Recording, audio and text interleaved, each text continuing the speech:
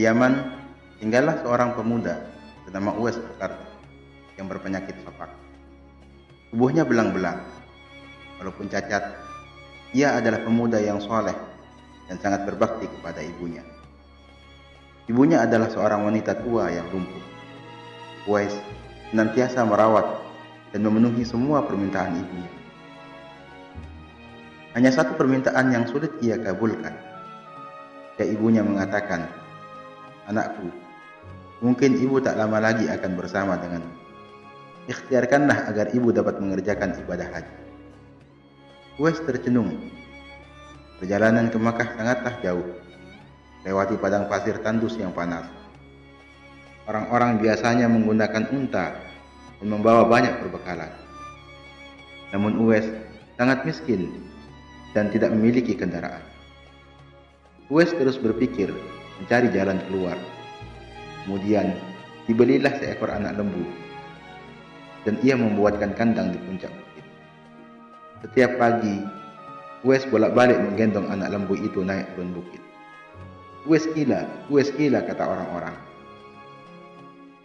Tak pernah ada hari yang terlewatkan ia menggendong lembu naik turun bukit. Semakin hari, anak lembu itu semakin membesar, dan semakin besar pula tenaga yang diperlukan Uwais. Tapi karena latihan tiap hari, anak lembu yang membesar itu tak terasa lagi. Setelah 8 bulan berlalu, sampailah musim haji. Lembu Uwais telah mencapai 100 kg.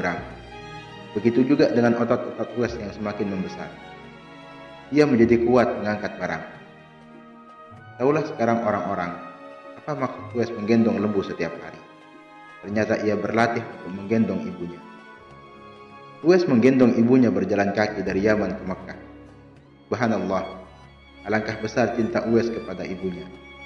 Ia rela menempuh perjalanan jauh dan sulit demi memenuhi keinginan ibunya. Uwais berjalan tegap menggendong ibunya tawaf di Ka'bah. Ibunya terharu dan bercucuran air mata setelah melihat Baitullah. Di hadapan Ka'bah, ibu dan anak itu berdoa, "Ya Allah, ampunilah semua dosa ibuku," kata Uwais. "Bagaimana dengan dosamu?" tanya ibunya heran. Uwais menjawab, "Dengan terampunnya dosa ibu, maka ibu akan masuk surga. Cukuplah ridha dari ibu yang akan membawaku ke surga." Subhanallah, itulah keinginan Uwais yang tulus dan penuh cinta. Allah Subhanahu wa ta'ala pun memberikan karunia-Nya. Uwais seketika itu juga disembuhkan dari penyakit sofaknya. Hanya tinggal bulatan putih di telapak tangannya. Dan itulah tanda untuk Umar bin Khattab dan Ali bin Abi Thalib, dua sahabat utama Rasulullah, untuk mengenali Uwais.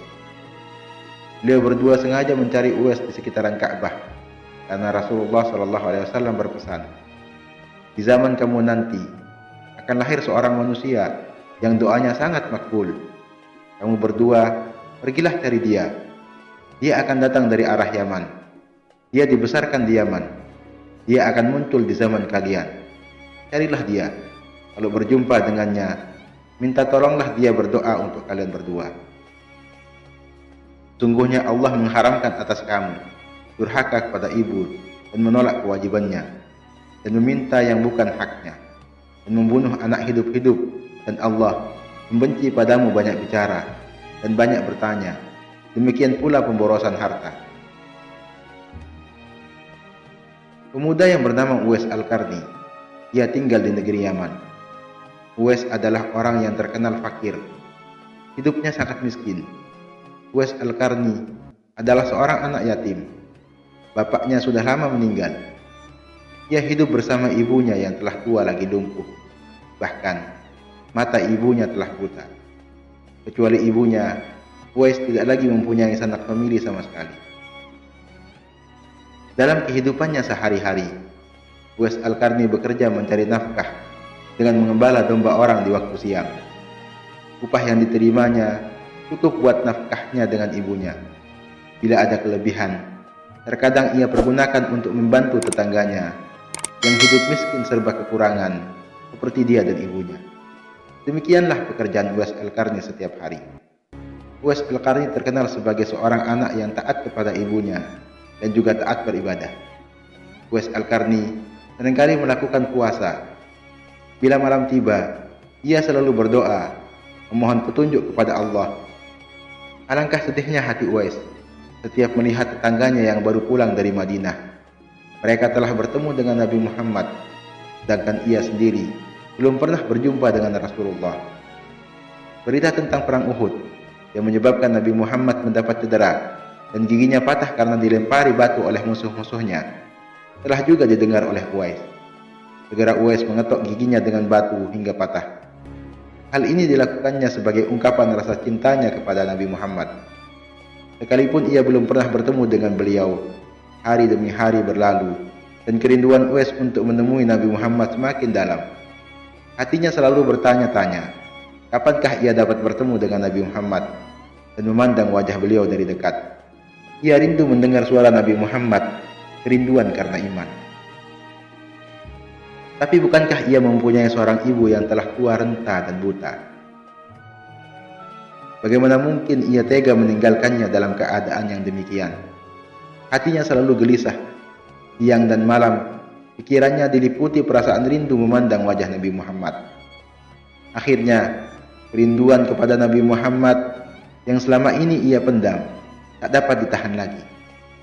Pada suatu hari, ia datang mendekati ibunya, mengeluarkan isi hatinya dan memohon izin kepada ibunya agar ia diperkenankan pergi menemui Rasulullah di Madinah.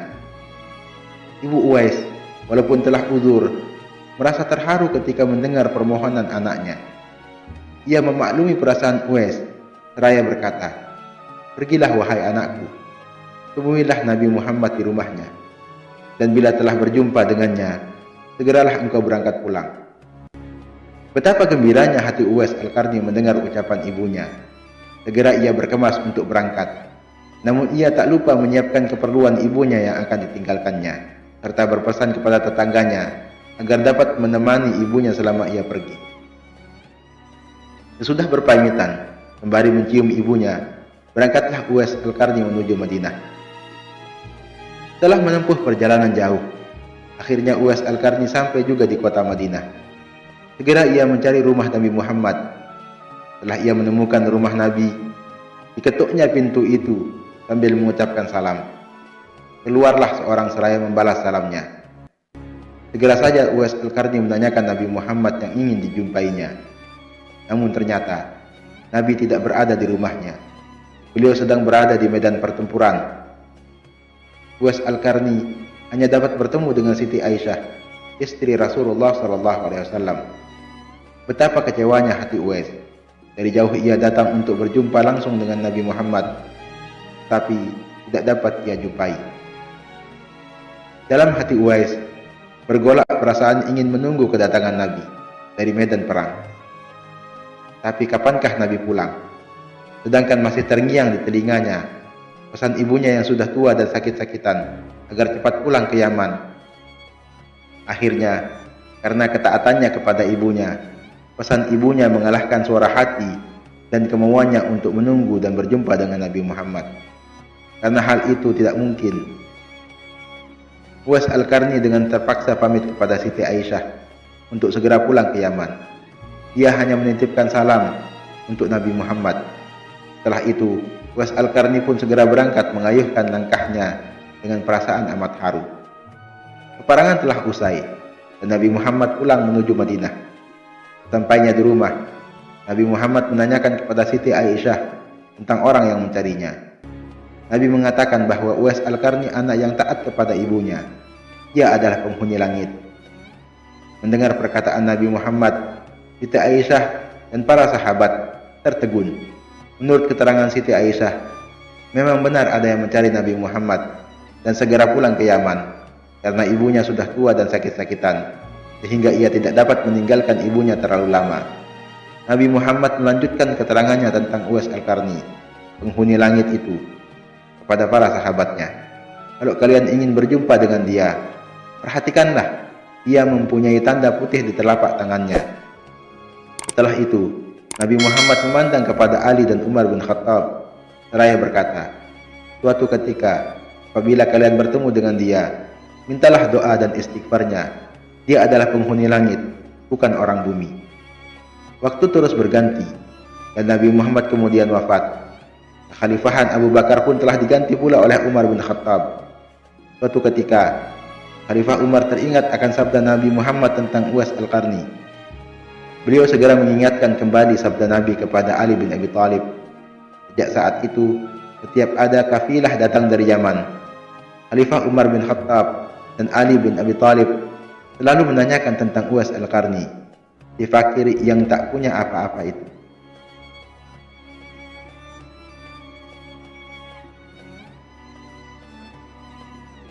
Rombongan kafilah dari Yaman menuju Syam silih berganti, membawa barang dagangan mereka. Suatu ketika, Uwais Al-Qarni turut bersama mereka. Rombongan kafilah itu pun tiba di kota Madinah. Melihat ada rombongan kafilah yang baru datang dari Yaman, segera Khalifah Umar bin Khattab dan Ali bin Abi Thalib mendatangi mereka dan menanyakan apakah Uwais turut serta bersama mereka. Rombongan kafilah itu mengatakan bahwa Uwais ada bersama mereka. Dia sedang menjaga unta-unta mereka di perbatasan kota. Mendengar jawaban itu, Khalifah Umar bin Khattab dan Ali bin Abi Thalib segera pergi menjumpai Uwais. Sesampainya di kemah tempat Uwais berada, Khalifah Umar bin Khattab dan Ali bin Abi Thalib memberi salam. Tapi rupanya Uwais sedang sholat. Setelah mengakhiri salatnya dengan salam, Uwais menjawab salam Khalifah Umar bin Khattab dan Ali bin Abi Thalib sambil mendekati kedua sahabat Nabi tersebut dan mengulurkan tangannya untuk bersalaman. Di waktu berjabatan, Khalifah Umar bin Khattab dengan segera membalikkan tangan Uwais untuk membuktikan kebenaran tanda putih yang berada di telapak tangan Uwais, seperti yang pernah dikatakan oleh Nabi Muhammad. Memang benar, tampaklah tanda putih di telapak tangan Uwais. Wajah Uwais Al-Qarni tampak bercahaya. Benarlah seperti sabda Nabi, bahwa dia itu adalah penghuni langit. Khalifah Umar bin Khattab dan Ali bin Abi Thalib menanyakan namanya, dan dia jawab Abdullah. Mendengar jawaban Uwais, mereka tertawa dan mengatakan, kami juga Abdullah, yakni hamba Allah. Tetapi siapakah namamu yang sebenarnya? Uwais kemudian berkata, nama saya adalah Uwais Al-Qarni. Dalam pembicaraan mereka, diketahuilah bahwa ibu Uwais Al-Qarni telah meninggal dunia. Itulah sebabnya ia baru dapat turut bersama rombongan kafilah dagang saat. Akhirnya, Khalifah Umar bin Khattab dan Ali bin Abi Thalib memohon agar Uwais membacakan doa dan istighfar untuk mereka. Uwais enggan dan berkata kepada Khalifah, sayalah yang harus meminta doa kepada kalian berdua. Mendengar perkataan Uwais, Khalifah berkata, kami datang ke sini untuk memohon doa dan istighfar dari Anda, seperti yang dikatakan Rasulullah sebelum wafatnya. Karena desakan kedua sahabat itu, Uwais Al-Qarni akhirnya mengangkat tangannya, berdoa dan membacakan istighfar. Setelah itu, Umar bin Khattab berjanji untuk menyumbangkan uang negara dari Baitul Mal kepada Uwais untuk jaminan hidupnya. Segera saja Uwais menampik dengan berkata, hamba mohon supaya hari ini saja hamba diketahui orang. Untuk hari-hari selanjutnya, biarlah hamba yang fakir ini tidak diketahui orang lagi. Beberapa tahun kemudian, Uwais Al-Qarni berpulang ke rahmatullah. Anehnya, pada saat ia akan dimandikan, tiba-tiba sudah banyak orang yang berebutan untuk memandikannya. Dan ketika dia dibawa ke tempat pembaringan untuk dikafankan, di sana pun sudah banyak orang yang menunggu untuk mengkafaninya. Demikian pula ketika orang hendak pergi menggali kuburnya, di sana ternyata sudah ada orang yang menggali kuburnya hingga selesai. Ketika usungan dibawa menuju ke kuburan, luar biasa banyak orang yang berebutan untuk mengusungnya. Meninggalnya Uwais Al-Qarni telah menggemparkan masyarakat kota Yaman. Banyak terjadi hal-hal yang amat mengherankan. Sedemikian banyak orang yang tak kenal berdatangan untuk mengurus jenazah dan pemakamannya. Padahal Uwais Al-Qarni adalah seorang fakir yang tidak dihiraukan orang. Sejak ia dimandikan sampai ketika jenazahnya hendak diturunkan ke dalam kubur, di situ selalu banyak orang yang telah siap melaksanakan terlebih dahulu. Penduduk kota Yaman tercengang Mereka saling bertanya-tanya, siapakah sebenarnya engkau wahai Uwais Al-Qarni? Bukankah Uwais yang dikenal hanyalah seorang fakir yang tak memiliki apa-apa, yang pekerjaannya sehari-hari hanyalah sebagai pengembala domba dan unta.